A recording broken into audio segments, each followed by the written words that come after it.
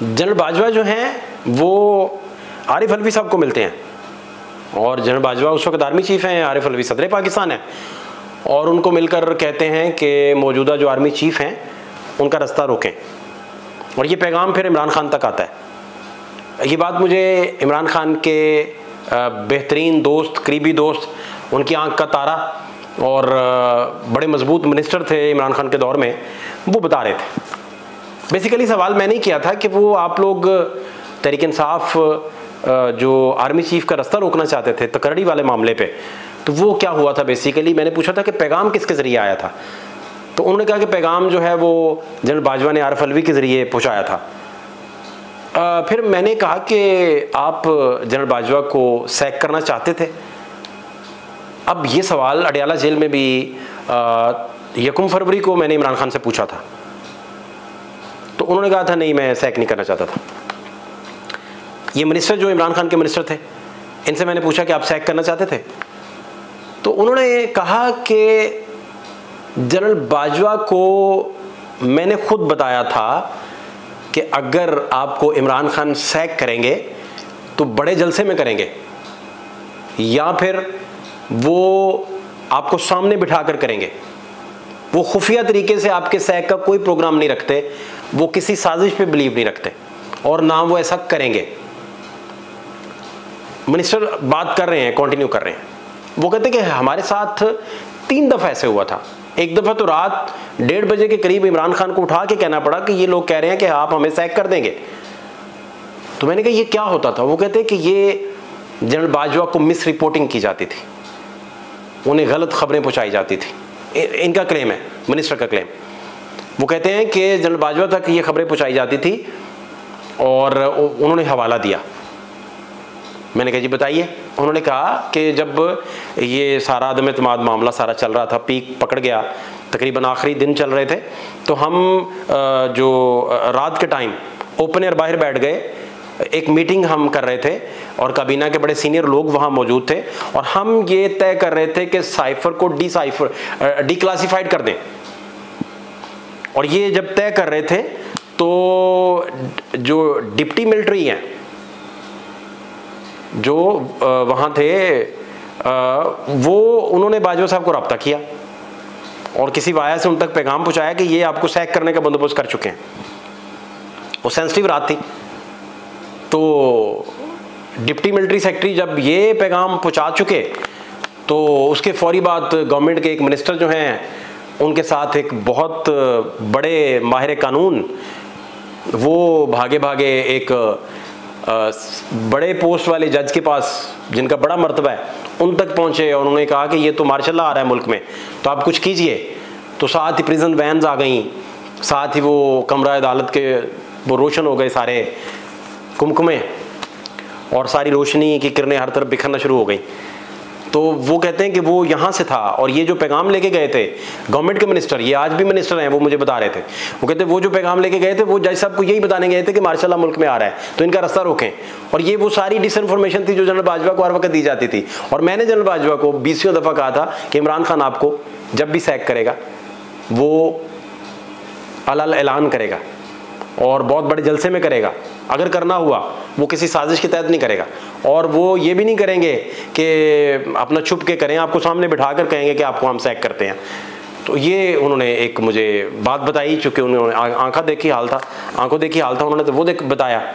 एक तो ये सारा सिलसिला हो गया। दूसरा, इस सारे मामले को लेकर जब आगे बढ़े और गुफ्तगू का सिलसिला जो है वो जनरल बाजवा से होता हुआ थोड़ा आगे की तरफ पहुँचा, चौधरियों पे आ गया, पंजाब हुकूमत पे आ गया, और ख़ास तौर पर जो आने वाले दिनों की बाबत बहुत सारी चीज़ें हैं, बहुत सारी मंजरकशियाँ, वो सारी फिर उन्होंने बताया और पत्ते सारे जो थे वो सामने रखना शुरू कर दिए। उन्होंने कहा कि ये मैंने कहा ये सारी सिलसिला ये यहाँ तक कैसे किस नहज पे पहुँच गया। और मैंने पूछा कि जनरल फैज़ और बाजवा के बारे में कहा जाता है कि उनके अंदर से हवा नहीं गुजरती थी, बहुत सारे लोग ये कहते थे, लेकिन उसके बरक्स लोग ये कहते थे कि ये सेम पेज पे नहीं है, तो इस पे आप कोई गाइड कर दें। तो उन्होंने कहा कि ये दुरुस्त बात है कि वो कभी भी सेम पेज पे वाली बात जो लोग करते हैं कि वो सेम पेज पे नहीं है, वो बात टोटल गलत है। वो एक ही कबीले से थे, एक ही ख़ानदान से ताल्लुक़ था उनका, तो वो हमेशा इकट्ठे थे। फिर उन्होंने कहा कि सिस्टम डिसइंफॉर्मेशन जनरेट करता था, फिर रीजनरेट करता था इमरान खान तक को बताने के लिए कि जनरल बाजवा को आप सैक करने वाले हैं और उन्हें आप सैक करना चाह रहे हैं। उन्होंने वो प्राइम मिनिस्टर का वो रात वाला वाक़या अदलिया वाला वो सारा बताया, वो सारी चीज़ें उन्होंने गिनवाई। उसके बाद उन्होंने कहा कि मैंने पूछा कि वो पंजाब गवर्नमेंट आपने उड़ा दी थी, वो क्या हुआ था? उन्होंने कहा मुझे एक बात नहीं समझ आई, एक बात मैं समझ नहीं पाया कि इमरान खान जो हैं वो एक बात मैं उनसे मिलकर पूछूंगा जिसका जवाब मेरे पास भी नहीं है। मैं बड़ा हैरान हुआ कि ऐसी कौन सी बात है जिसका जवाब इमरान खान के करीबी दोस्त और उनके चहेते मिनिस्टर के पास भी नहीं है, जो उन दिनों बहुत पावरफुल थे। तो मैंने कहा ये क्या बात? उन्होंने कहा कि इलेक्शन जो होना था ये 24 वाला, ये 23 में होना था, तो पीडीएम का और हमारा आपस में समझौता हो चुका था, आपस में तय था, मामला सारे तय थे, और हमने इकट्ठी मुश्तरका प्रेस कॉन्फ्रेंस भी करनी थी। तहरीक इंसाफ की तरफ से इन मिनिस्टर साहब ने बताया कि तहरीक इंसाफ की तरफ से फवाद चौधरी था, उसमें शाह महमूद कुरैशी साहब थे, उसमें बैरिस्टर अली जफ़र साहब थे, और पीडीएम की तरफ से यूसुफ रज़ा गिलानी साहब थे, साबिक प्राइम मिनिस्टर, गालिबन साद रफ़ीक भी थे, उसमें आज़म नज़ीर तारड़ भी थे, और एमक्यूएम से भी कोई लेडी थी गालिबन, बाद में फिर कोई चेंज भी हुआ था, कुछ इस तरह का सारा मैकेनिज़्म। तो वो तय हो चुका था।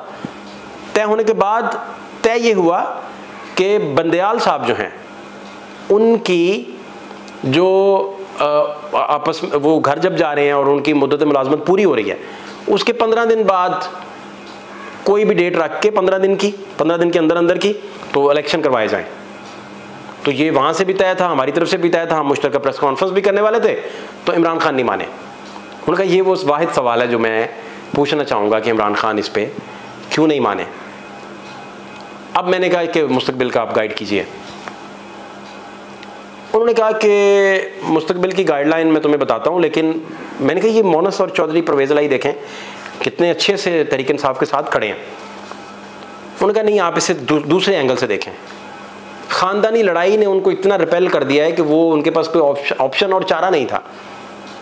मैंने कहा मैं समझा नहीं। उन्होंने कहा इस बात को इस तरह देखें कि जब दुआए खैर होने के बाद भी परवेज़ इलाही नहीं चले साथ, तो वो बेसिकली नून के साथ चलने से इनकार नहीं था।